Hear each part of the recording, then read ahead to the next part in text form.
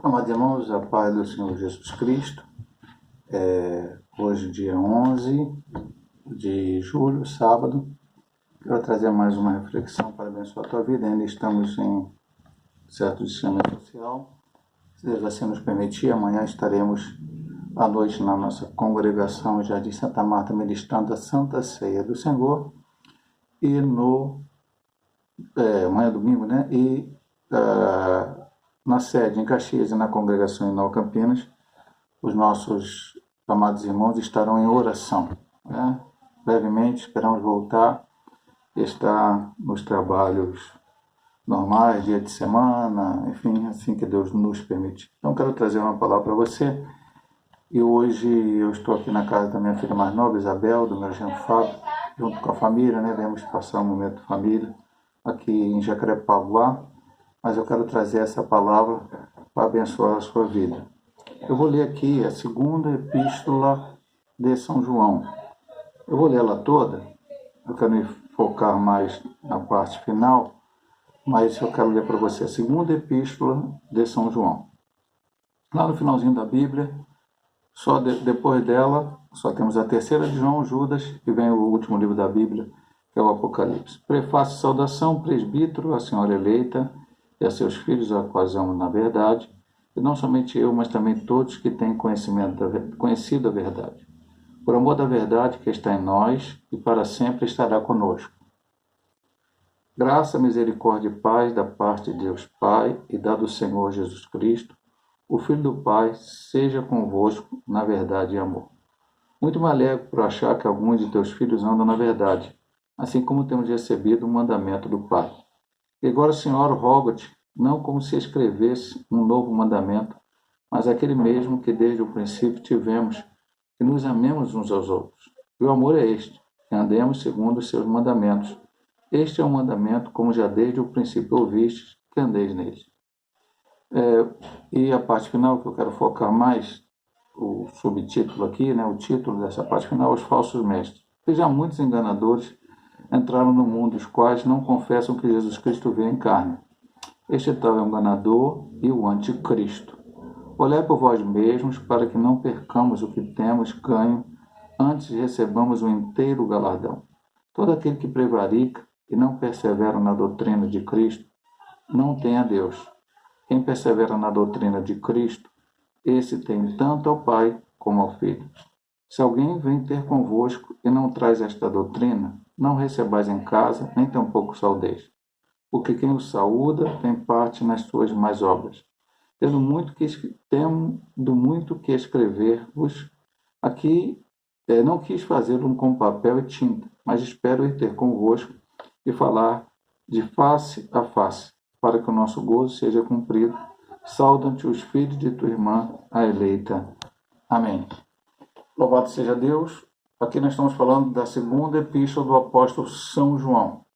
Alguns chamam também o apóstolo do amor, porque ele estava mais próximo de Cristo. Nós vamos ver isso lendo o seu evangelho e temos alguma coisa também na sua carta. Mas como estava perto de Cristo? Nós vamos ver, lendo o evangelho, que muitas vezes ele é aquele que deitava o rosto no seio de Cristo, está bem próximo do Senhor. Já falamos aqui em outra pregação que no final, quando Cristo estava na cruz sendo crucificado, a única pessoa que apareceu, esteve ali com Cristo, dos apóstolos, foi João. Então, próximo de Cristo, ele fala muito de amor. Tanto ele fala do amor no seu evangelho, como ele fala do amor na sua primeira epístola. E aqui ele começa dizendo: o presbítero, a senhora eleita e a seus filhos. Alguns intérpretes entendem que aqui quando ele fala presbítero, é uma linguagem que eu não vou entrar aqui agora na discussão. Antigamente se falava muito na igreja, todo pastor é presbítero, mas nem todo presbítero é pastor. E hoje, como as igrejas até adotam da linha não pentecostal, muitas não adotam nem mais o nome presbítero para o obreiro da casa do Senhor. Então não vou nem entrar na discussão, mas aqui provavelmente ele estava usando presbítero, estava usando para ele próprio, ele, João, que era o pastor, o presbítero, o bispo, que estava acima das igrejas, como o Apocalipse nos mostra, ele era supervisor das 7 igrejas na Ásia, a senhora eleita, que era a igreja, a igreja de Cristo. Mas essa não é a parte principal. Qual é a ideia do apóstolo São João nesta epístola?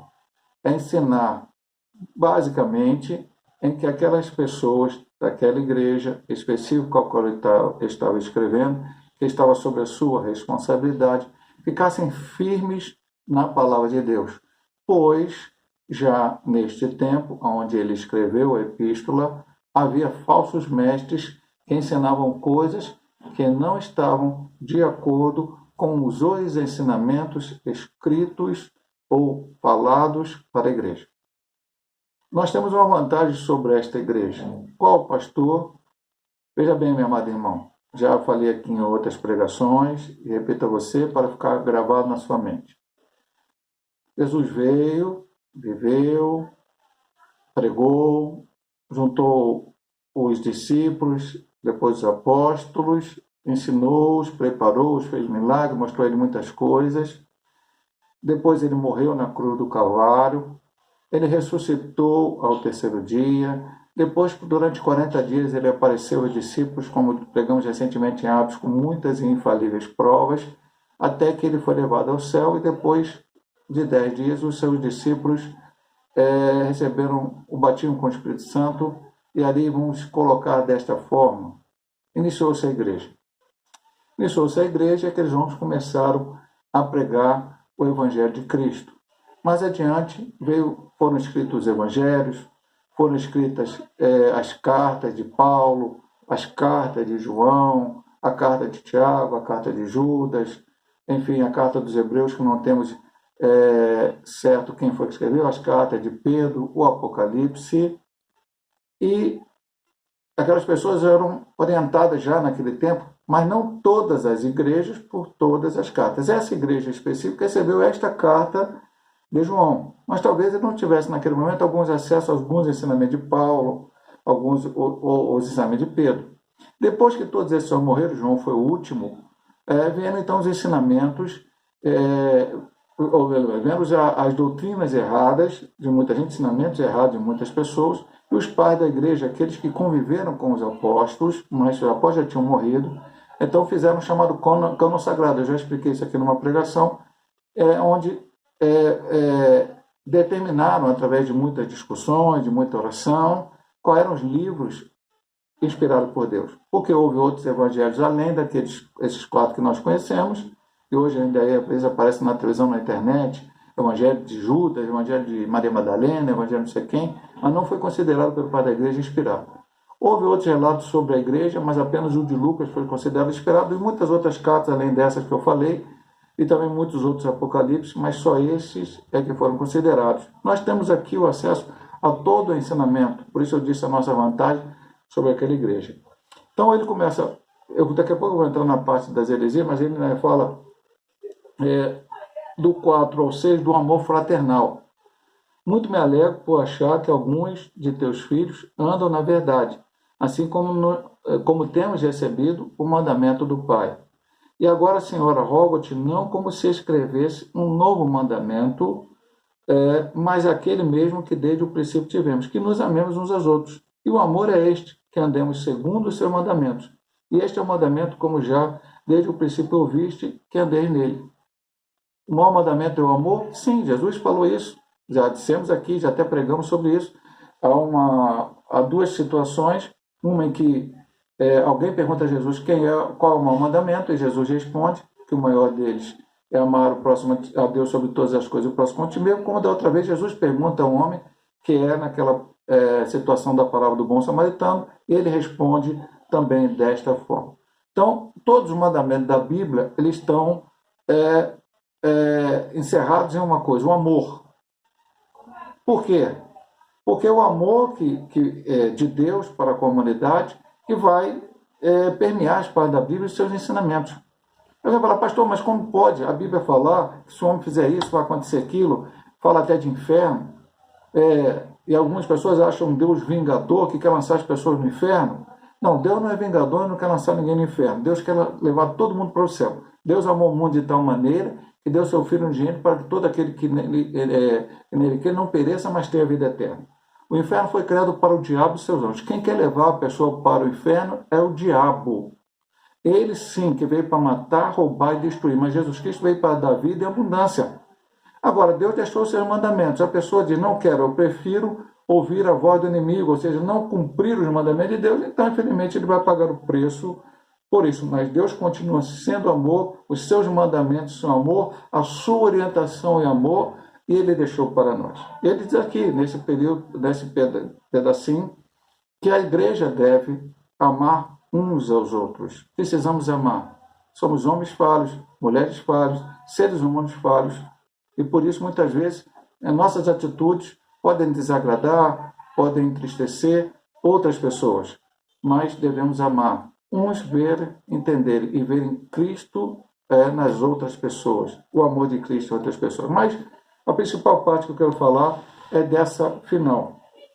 Ele começa, a partir do versículo 7 até o 13. Porque já muitos enganadores entraram no mundo, os quais não confessam que Jesus Cristo veio em carne. Esse tal é um enganador e um anticristo.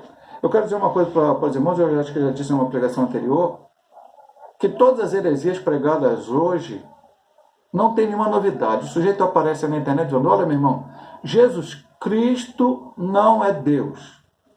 E, meu irmão, que novidade, eu sempre ouvi falar na minha vida toda que Jesus Cristo era Deus, e agora o sujeito chega na internet, aí eu estou entrando e está pregando com toda a convicção, inclusive mostrando versículos bíblicos para tentar apoiar essa ideia que Jesus Cristo não é Deus. Isso é requentado, meu amado irmão, não tem nenhuma novidade, o sujeito não está falando nenhuma novidade em termo herético. Lá, ainda nos tempos apostólicos, depois no tempo dos pais da igreja, depois, no tempo da igreja, na Idade Média, muitas heresias foram introduzidas, e até hoje, principalmente, porque os últimos dias estão chegando, Jesus está voltando para arrebatar a igreja, e o Senhor deixou esse esclarecimento através do apóstolo São Paulo, que falou para Timóteo, nos últimos tempos haveriam homens amantes de si mesmo, uma série de coisas aconteceriam. Então os enganadores já estavam lá. E outro prega que não tem que ter dízimo não é bíblico, dízimo é errado. Ah, pastor, mas a Bíblia não ensina sobre isso? Ensina, meu amado irmão. Ensina, inclusive no Novo Testamento. Ah, é do Antigo. Por que muita gente continua pegando o Antigo Testamento, usando o Antigo Testamento, pregando no Antigo Testamento, e certas verdades que o Antigo Testamento fala, que continuam também para a igreja hoje, querem negar. Muitos fazem isso. Mas, na verdade, Jesus orientou também, nos seus ensinamentos, a importância do dízimo. Ah, pastor, eu queria saber isso. Depois a gente prega um dia sobre isso, mas leia na Bíblia que você vai achar. Bem, bom, outro chega e fala, jejum tem que acabar, não pode ser mais jejuar, não precisa jejuar. E aí pega o versículo bíblico e diz isso. Amado irmão, tudo requentado, tudo ideia errada. Por isso eu tenho que ficar com a palavra. Ele disse, olha só, vou repetir o versículo. Já muitos enganadores entraram no mundo. E esse lá naquele tempo, esse que ele disse, porque Jesus Cristo não vem em carne. Então tem gente pregando que Jesus Cristo não vem em carne. Eu quero dizer uma coisa para você, doutrina bíblica, fique com isso gravado, você é membro da Igreja Metodista Pentecostal. Jesus Cristo veio a essa terra, ele era 100% Deus e 100% homem. Ontem eu estava lendo sobre um autor e sobre uma entre aspas, igreja aí que existe, enfim, para poder depois orientar uma pessoa que me fez uma pergunta. Não vou falar aqui o nome, não é hora. Depois, uma outra hora, talvez a gente possa até dar um estudo na igreja sobre isso. E vi que aquela igreja, entre aspas, fala que Jesus Cristo era 50% homem, 50% Deus. Aí entra umas ideias diferentes, que o homem, quando pecou, o diabo entrou na vida do homem, e o diabo está dentro do homem. Meu Deus do céu, muita heresia, meu irmão. Muita coisa errada, muitos ensinamentos. E eu digo a você, meu irmão, cuidado. Olha só, eu vou dizer uma coisa para você, cuidado. Cuidado com o livro que você lê. Tem muitos livros aí, e bons. Tem livros bons, autores bons, aqui no Brasil, e até outros fora do Brasil também. Não há problema nenhum ler, mas já disse aqui, Eu vou até ler o texto aqui para você. Eu até preguei recentemente, falei aqui numa pregação, mas vou ler. Vou ler para você aqui. 1 Tessalonicenses, capítulo 5. Capítulo 5, 21. Examinai tudo. Então aqui, Paulo está proibindo você de examinar o que está na internet, um livro que você vai ler de um autor X e tal. Mas ele não para aqui no examinar tudo. Diz, retende o bem. Retende o bem. O que for bom. Eu posso, pastor Hélio, escrever um livro, e de repente esse livro tem alguma coisa que contraria a Bíblia. E você vai ler esse livro e vai dizer agora, o livro do pastor Hélio tem razão e a Bíblia está errada? Não, a Bíblia está certa e o livro, se o pastor Hélio um dia escrever um livro e estiver contra a palavra, espero que nunca aconteça isso, nem espero escrever um livro, mas se um dia escrever tem que ser dentro da Bíblia, dentro da palavra de Deus. E nunca ele será mais importante do que a Bíblia. Algumas seitas, heresias aí, tem livros, o livro do fulano, o livro de ciclano, que é mais importante do que a própria Bíblia Sagrada. Jamais. Bíblia Sagrada em primeiro lugar. Então, falavam que Jesus Cristo não vem em carne. Heresia. Jesus Cristo vem em carne.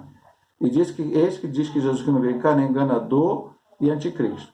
Olhai por vós mesmo para que não percamos o que temos ganho. Antes recebamos o inteiro galardão. Você tem recebido a palavra de Deus, meu amado irmão? Você tem recebido a salvação, a vida eterna? Para que ficar pensando para entrar em coisas que contrariam a palavra? Você tem dentro de ti o Espírito Santo. Já disse aqui, é importante, se você pudesse estudar um seminário, louvado seja o nome do Senhor. Muitos não podem e não vão estudar. Isso também não fará com que você não consiga entender a Bíblia. Mas vai à igreja, ouça as pregações, vai à escola dominical, ou leia bons livros evangélicos. Mas quem é o principal que vai fazer você entender a palavra? É o Espírito Santo de Deus. Ele inspirou Paulo, inspirou Pedro, Isaías, inspirou Moisés, inspirou todos os autores da Bíblia Sagrada que escreveram, e ele também pode fazer você entender e compreender. Ore a Deus, peça sabedoria vinda do alto para entender a palavra de Deus. E se algum ensinamento errado vier à tua mente começar a tomar, ore, consulte a Deus. Já disse aqui, pastor, não estou conseguindo entender uma coisa. Procure o seu pastor, que esse vídeo, as ovelhas a qual eu sou pastoreio, estarão ouvindo, mas estarão ouvindo também ovelhas de outros ministérios, de outros pastores. Procure o teu pastor, ele vai te orientar, ele vai te mostrar na Bíblia o que é realidade, o que é verdade, diante de tantas mentiras que aí estão sendo pregadas. O que você recebeu, fica com ele. Diz aqui, vou repetir, olhai por vós mesmo para que não percamos o que temos ganho. Antes recebamos o inteiro galardão.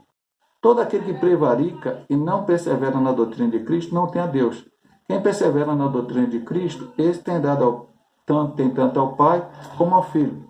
Ele fala em prevaricar, e prevaricar tem muitos sentidos até na lei normal, mas às vezes aqui no Brasil, principalmente sem ter prevaricar, aquele que trai a esposa, o esposo, enfim, prevarica, adultera, tem essa ideia. E podemos colocar essa espiritualmente também, como agora, recentemente, pregamos no livro de Cantares, e lá dissemos, aquela alegoria do Antigo Testamento, que cremos que é de Cristo a igreja, onde havia um noivo, uma noiva e os amigos do noivo. O noivo queria estar com a noiva queria estar com o noivo, e quando estavam longe, tinham saudade do outro. Casamento monogâmico. E aí eu disse, o que pode ser, não ser isto? É quando a noiva se esquece daquilo que o noivo falou para ela. O noivo ensinou como? Pela palavra. É na palavra que eu tenho que ficar. Inclusive, já faço um convite aos irmãos. Dentro do texto aqui, a lição de domingo, da escola dominical, domingo de manhã, estaremos enviando para os irmãos. Eu tive que, até vou dizer uma coisa, eu tive que gravar ontem, o motivo de vir para cá da minha filha, e ela já está até no YouTube.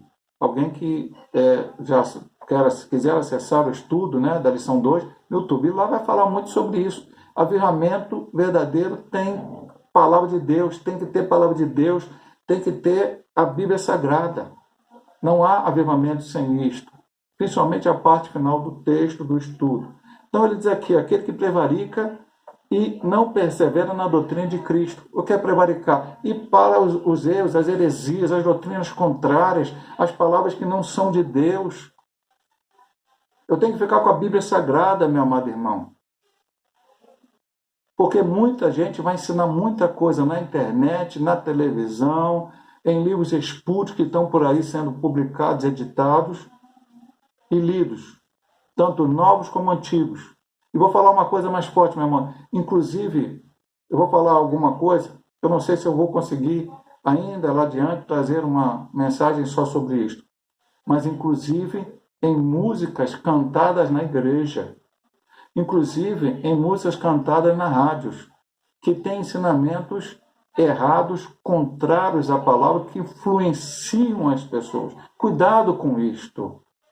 Fique com a palavra de Deus, com o ensinamento bíblico, com aquilo que Cristo disse para você fazer. E ele vai muito forte aqui no versículo 10.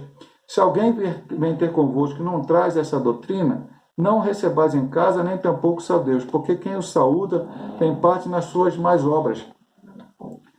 Então, pastor, eu não posso conversar com pessoas, não posso ter amigos que não são da minha mesma religião. Não, meu amado irmão. É lógico que João foi bem forte, talvez para aquela igreja, para aquele momento. Mas eu vou parafrasear João aqui. Não vou mudar o sentido da Bíblia, não quero, não, jamais eu quero mudar. A palavra de Deus é a palavra de Deus.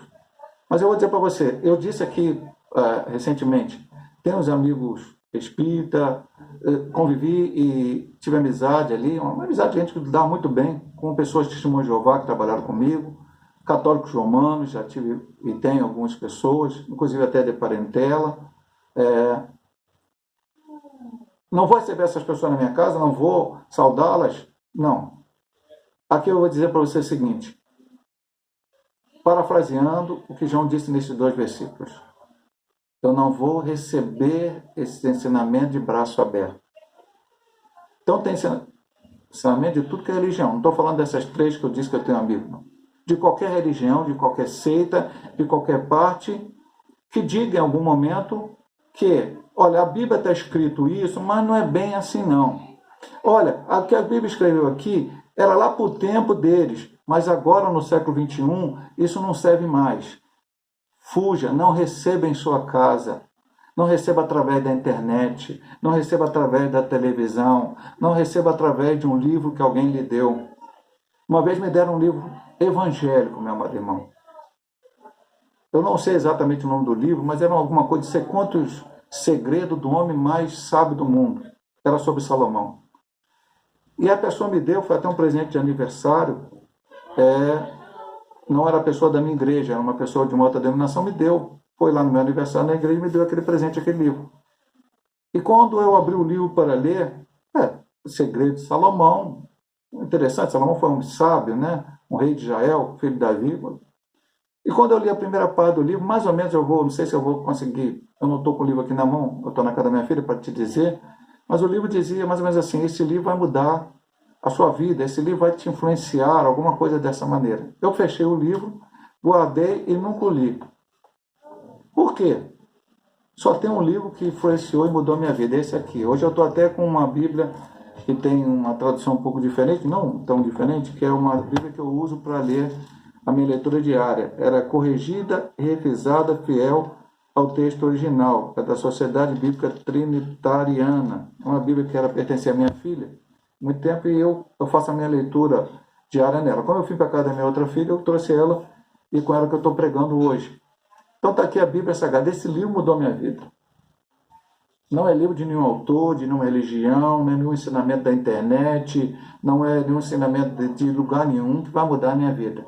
Quem mudou a minha vida foi esse livro. A fé vem pelo ouvir, eu ouvi a palavra de Deus. A Bíblia Sagrada que mostrou que Jesus é o Salvador, que Jesus é o Senhor, que Jesus Cristo cura, que Jesus Cristo liberta, que Jesus Cristo transforma, que Jesus Cristo salva e que brevemente Ele voltará para arrebatar a sua igreja. E isso mudou a minha vida.